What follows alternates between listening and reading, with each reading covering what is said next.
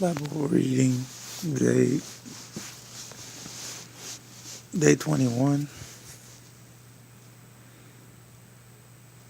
My last Bible reading was day 3. So we've been through a lot. I just woke up, that's why you only hear my voice. I ain't gonna let you see my face. I'm wore out. So here we go. We miss 18 days. Between after day 3, I just had no discipline and bad time management. So much going on in my life. I missed 18 days of Bible reading straight. So now here we go. My last Bible reading was January 3rd, 2017. And then today's January 21st, 2017. So we're not giving up. And we will catch up to the rest later on this year or soon. But we're going to start off with whatever today's reading is. January 1st, 2017. And it's funny and really sweet that it's actually in Exodus. So it starts with a new chapter. But we're still in Matthew for the second part. Give me a second.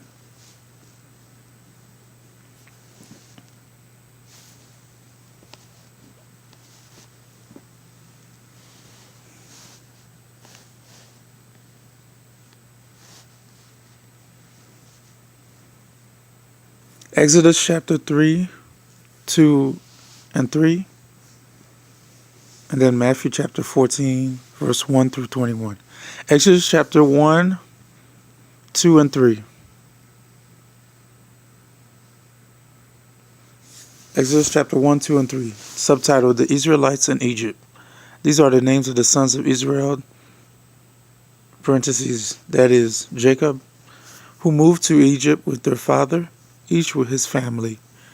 Reuben, Simeon, Levi, Judah, Issachar, Zebulun, Benjamin, Dan, Naphtali, Gad, and Asher. In all, Jacob has 70 descendants in Egypt, including Joseph, who was already there. In time, Joseph and all of his brothers died, ending that entire generation. But their descendants, the Israelites, had many children and grandchildren. In fact, they multiplied so greatly that they became extremely powerful and filled the land. Eventually, a new king came to power in Egypt who knew nothing about Joseph or what he had done. He said to his people, "Look, the people of Israel now outnumbered us and are stronger than we are. We must make a plan to keep them from growing anymore. If we don't, and if war breaks out, they will join our enemies and fight against us. Then they will escape from the country." So the Egyptians made the Israelites their slaves. They appointed brutal slave drivers over them, hoping to wear them down with crushing labor. They forced them to build the cities of Pithom and Ramesses as supply centers for the king. But the more the Egyptians oppressed them, the more the Israelites multiplied and spread. And the more alarmed the Egyptians became. So the Egyptians worked the people of Israel without mercy. They made their lives bitter, forcing them to mix mortar and make bricks and do all the work in the fields. They were ruthless in all their demands. Then Pharaoh, the king of Egypt, gave this order to the Hebrew midwives, Shiphrah and Puah. When you help the Hebrew women as they give birth, watch as they deliver. If the baby is a boy, kill him. If it is a girl, let her live. But because the midwives fear God, they refused to obey the king's orders. They allowed the boys to live too. So the king of Egypt called the midwives. "Why have you done this?" he demanded. "Why have you allowed the boys to live?" The Hebrew women Not like the Egyptian women, the midwives replied. They are more vigorous and have their babies so quickly that we cannot get there in time. So God was good to the midwives, and the Israelites continued to multiply, growing more and more powerful. And because the midwives feared God, he gave them families of their own. Then Pharaoh gave this order to all his people: throw every newborn Hebrew boy into the Nile River. You may let the girls live. Chapter 2. The birth of Moses. About this time, a man and woman from the tribe of Levi got married. The woman became pregnant and gave birth to a son. She saw that he was a special baby and kept him hidden for 3 months. But when she could no longer hide him, she got a basket made of papyrus reeds and waterproofed it with tar and pitch. She put the baby in the basket and laid it among the reeds along the bank of the Nile River. The baby's sister then stood at a distance watching to see what would happen to him. Soon Pharaoh's daughter came down to bathe in the river, and her attendants walked along the river bank. When the princess saw the basket among the reeds, she sent her maid to get it for her. When the princess opened it, she saw the baby. The little boy was crying, and she felt sorry for him. This must be one of the Hebrew children, she said. Then the baby's sister approached the princess. Should I go and find one of the Hebrew women to nurse the baby for you? She asked. Yes, do, the princess replied.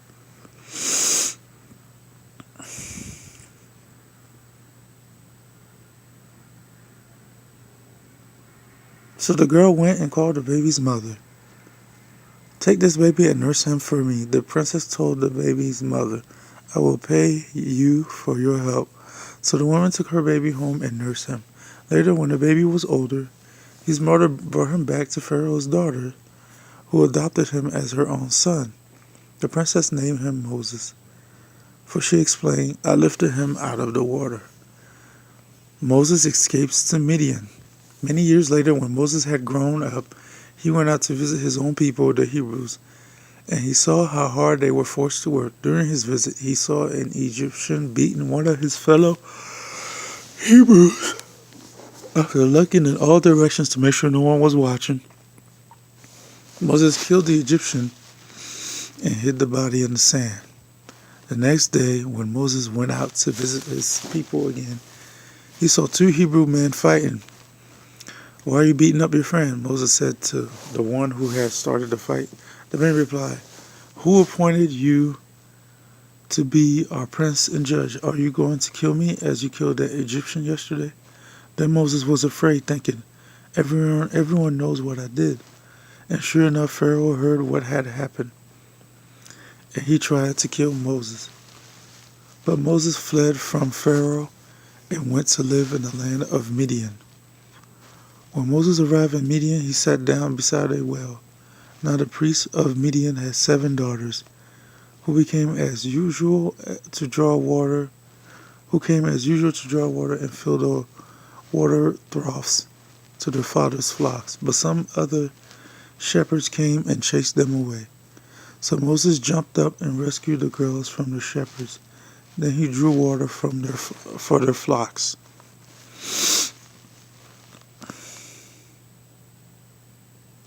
When the girls returned to rule their father, he asked, Why are you back so soon today? An Egyptian rescued us from the shepherds, they answered, and then he drew water for us and watered our flocks.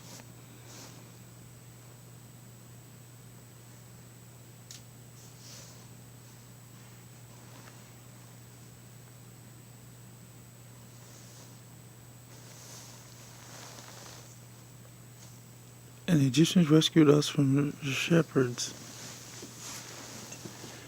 And they answered, and then he drew water for us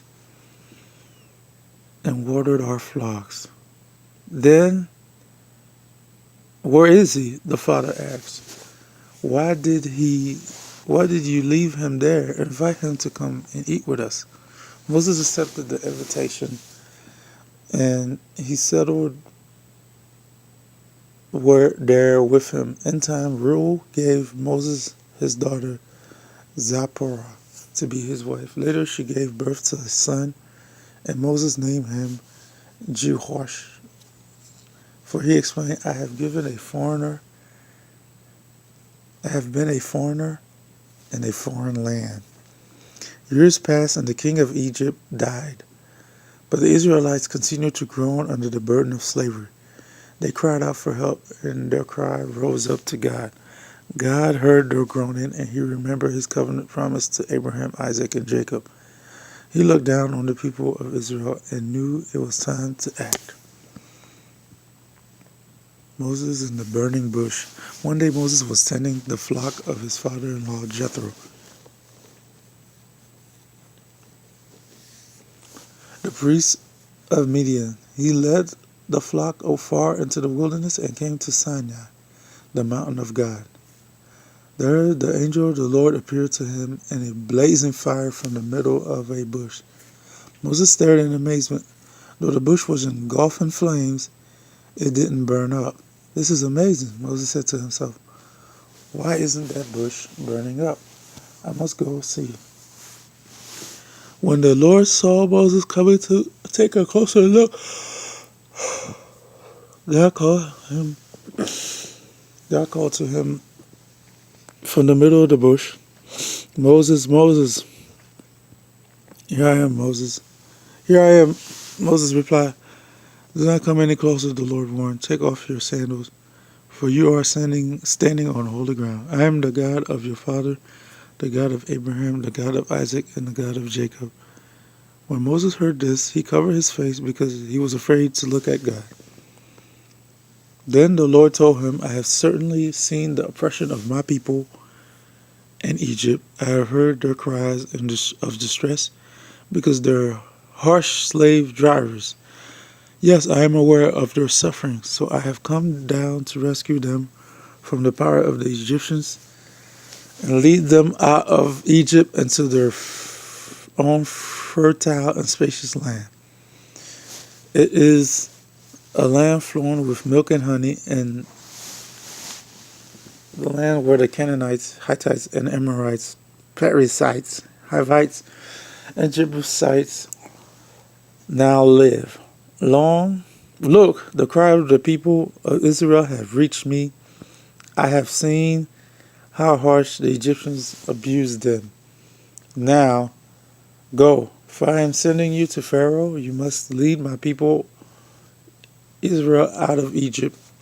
But Moses protested to God, who am I to speak to Pharaoh before Pharaoh? Who am I to lead the people of Israel out of Egypt?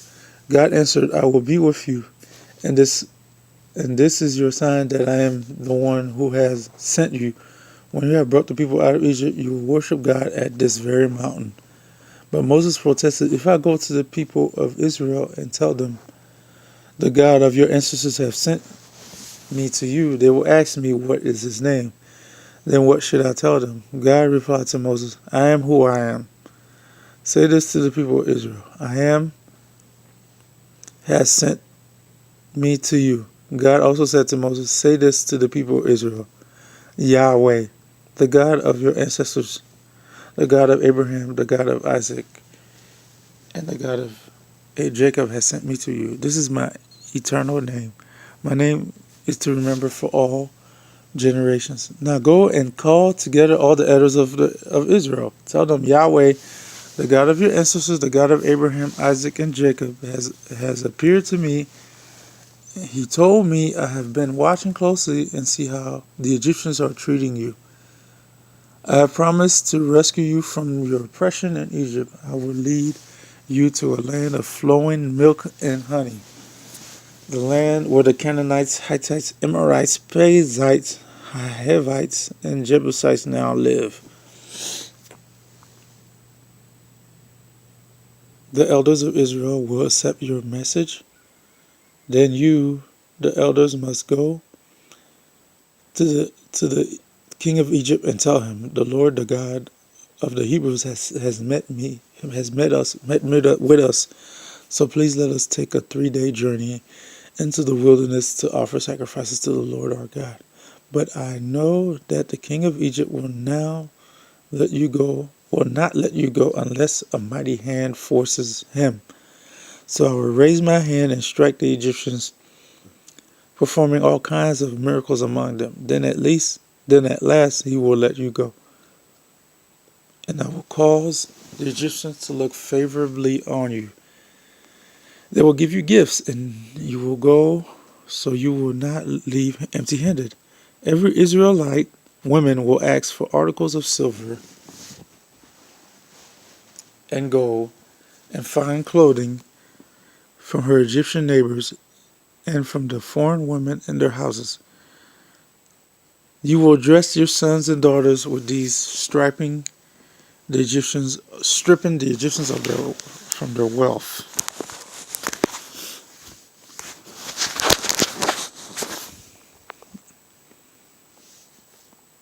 And now off to Matthew. We would have been done reading by now, but since I did the introduction in the beginning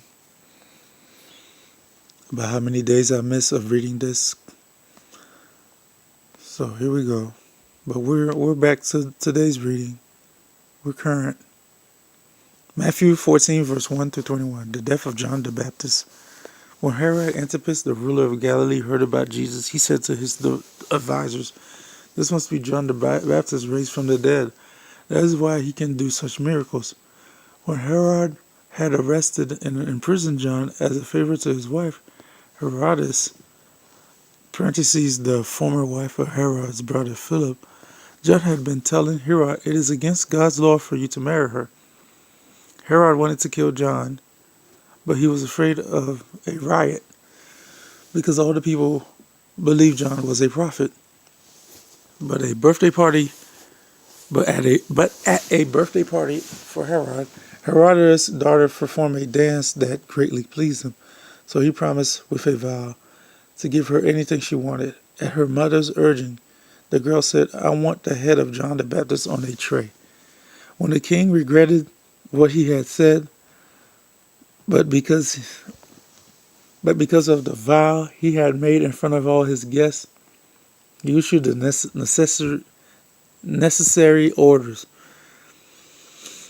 So John was beheaded in the prison, and his head was brought on a tray and given to the girl, who took it to her mother.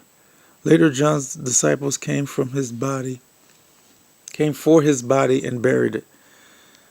Then they went and told Jesus what had happened. Jesus feeds 5,000. As soon as Jesus heard the news, he left in a boat to a remote area to be alone. But the crowds heard where he was and headed and followed on foot from many towns.